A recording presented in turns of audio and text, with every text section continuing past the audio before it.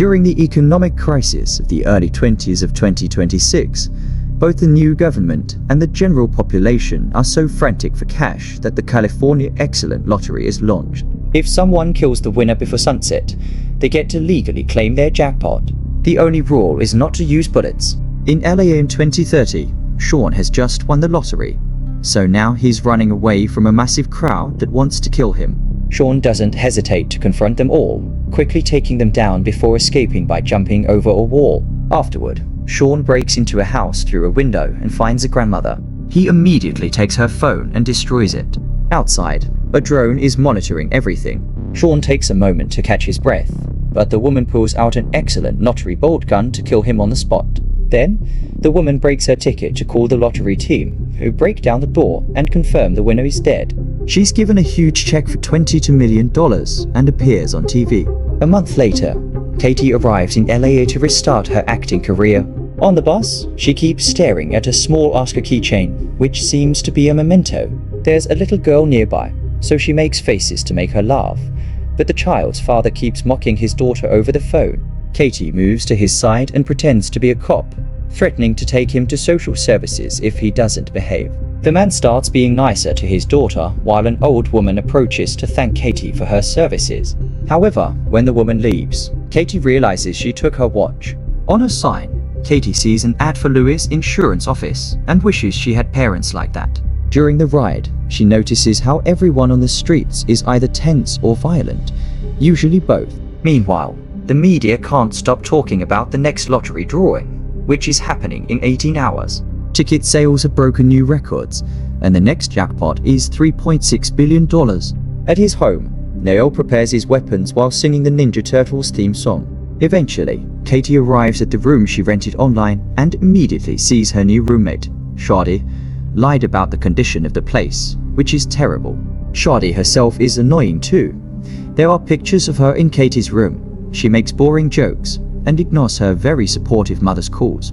Shadi also has a creepy boyfriend named DJ, who slaps Katie as a so-called prank when he gives her the house keys. The next day, Noel's ad appears on TV, offering his bodyguard services to whoever wins the lottery. When Katie wakes up, she's disgusted to find the upstairs bathroom has been leaking through the roof and has ruined her clothes. She calls Shadi to complain since she has an audition in a few hours, but Shadi's only way of helping is renting her clothes. Katie has no choice but to start emptying her savings on a terrible outfit and taking a taxi because she's late. The driver keeps making inappropriate comments and talks about celebrity gossip, mentioning that the famous rapper Machine Gun Kelly has his own fortress. When Katie arrives at the place, an employee charges her $400 to participate.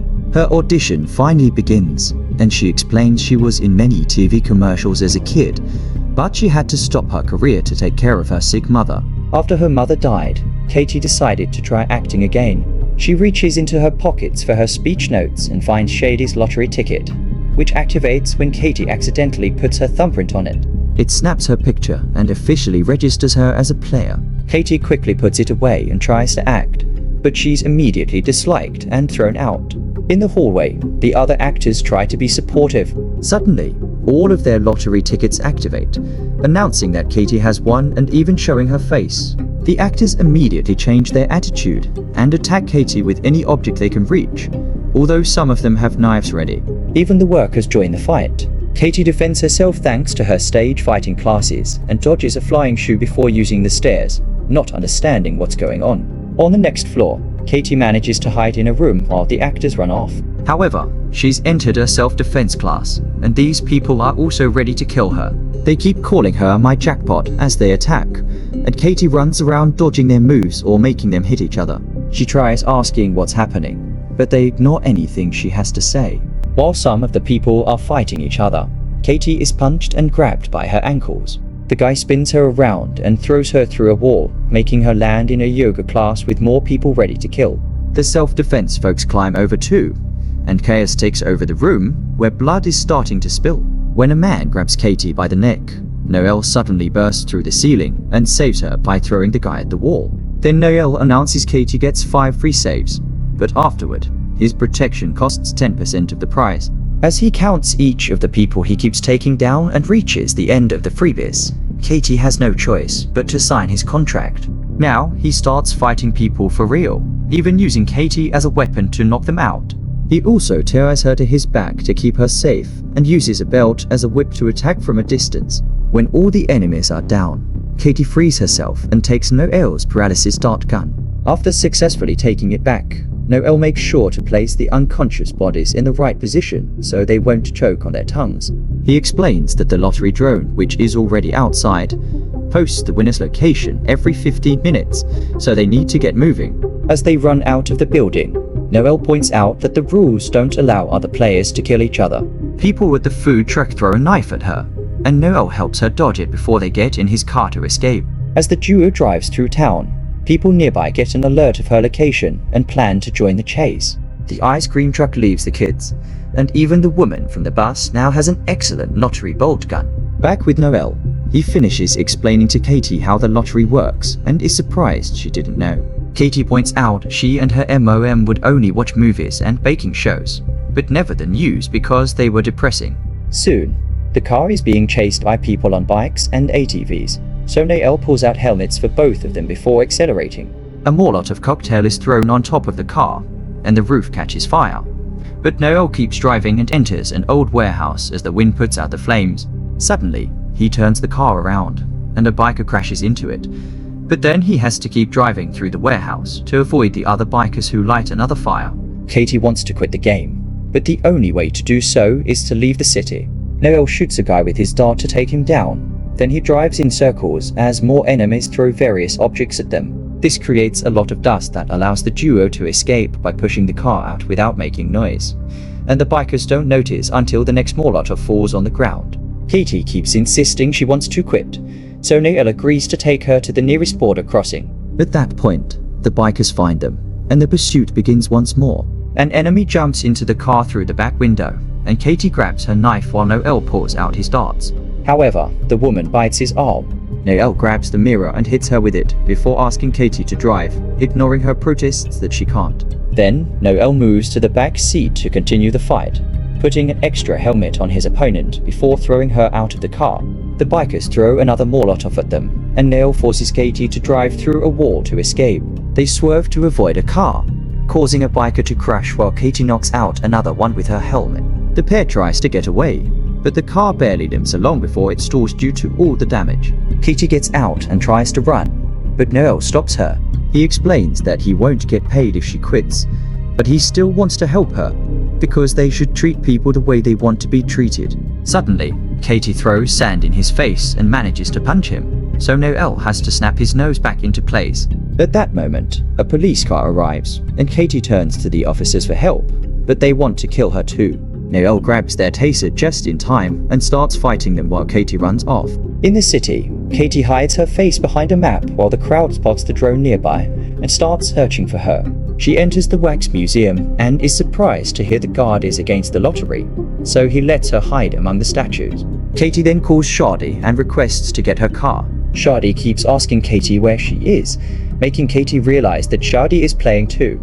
At that moment, a statue welcomes Katie to the museum, giving away her location. Shortly afterward, Shardy and DJ try to enter the museum, but the guard reminds them they're banned because they did something inappropriate with a statue.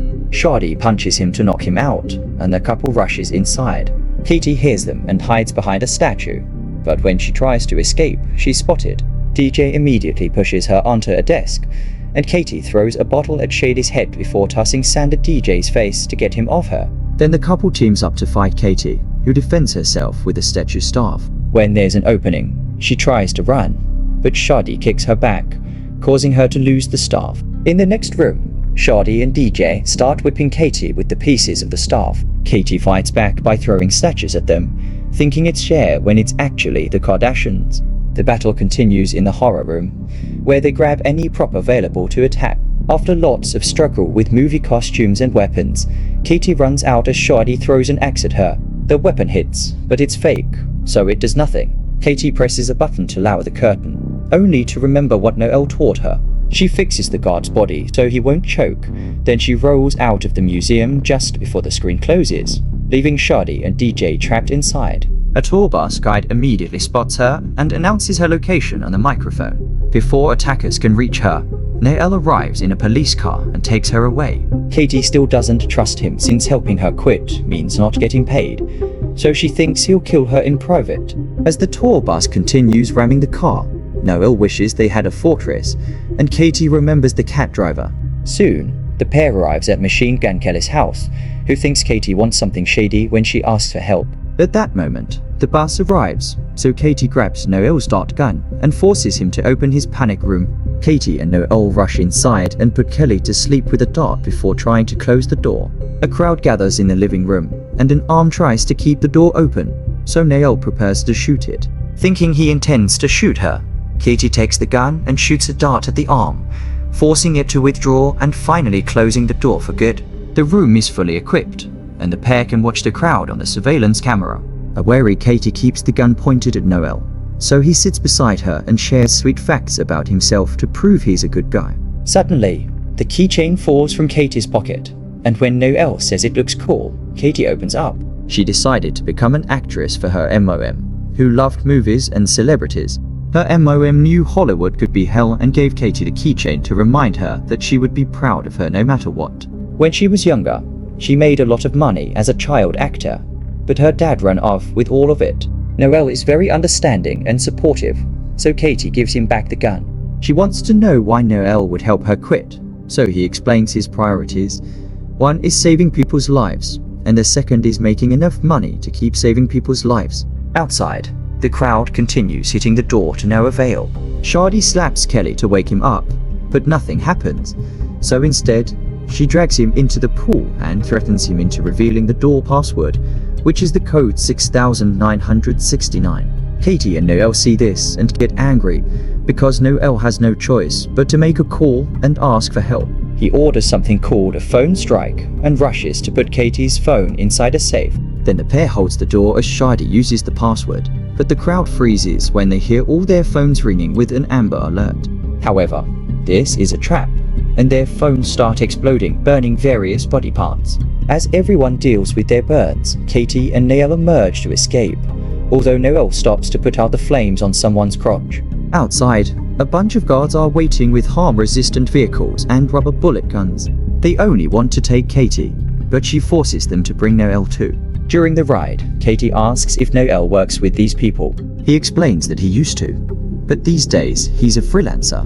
Moments later, they arrive at headquarters, and Katie meets Lewis, realizing this is his security company. She isn't impressed by him since he keeps mocking Noel and demands to be taken out of the city. But Lewis gifts her a new phone and points out she's in the safest building in the country. He also brags about the explosives in his pocket. With only 4 game hours left, Lewis gives them a tour and shows them the wall with all the winners they saved, although the names are anonymous, and they've had a lack of clients for a while.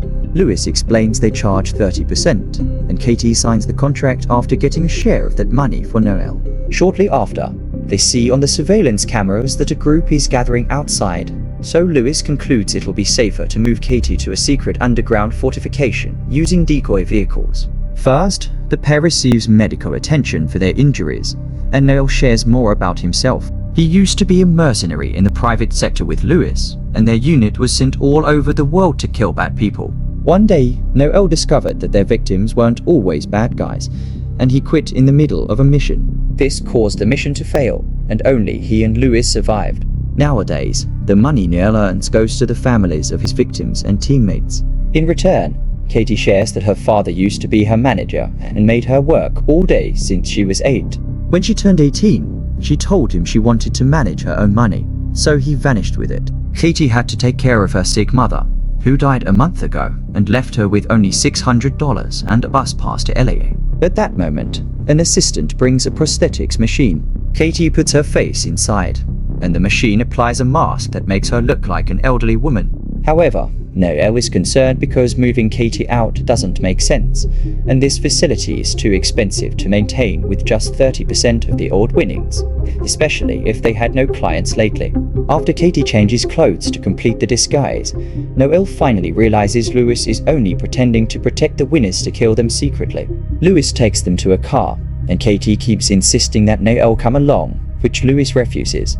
Getting desperate, Katie kicks Lewis in the crotch, and Noel uses the distraction to open the garage door. Then, he shoots all the guards with his darts as the crowd rushes in, but they don't recognize Katie and ignore her. Noel pulls her out and gives her the keycard he took from a guard, telling her to run while he holds them off. More guards arrive and pin Noel down while Lewis kicks him for information. Suddenly, all the air-driven decoy vehicles take off with Katie hiding in one of them, so Lewis sends his people to follow them. Downtown, Katie takes off her mask and takes control of the car, so the change in direction alerts Lewis's system. Meanwhile, social media is going wild because the drone has lost Katie, so if she makes no mistakes, she'll be safe from pursuers for the rest of the game. This earns her fans who see her as a hero. Moments later, Katie is about to leave town but gets a call from Lewis, who tells her to turn around or he'll kill Noel. He even starts stabbing Noel, but Noel tells Katie to save herself. After some hesitation, Katie turns the car around and agrees to meet. Meanwhile, Lewis takes Noel to an old theater and reveals that during their mercenary days, he always knew they were killing civilians. He never cared because it was easy money. Lewis admits he doesn't like to share, and that's why he killed their team while making it look like it was Noel's fault. With only 15 minutes left, Katie grabs a nail gun from the glove compartment and rushes inside the theater, finding Lewis and Noel on the stage. She threatens to self-destruct so no one gets the money, and Lewis doesn't believe her, so Katie points out he'll kill her anyway.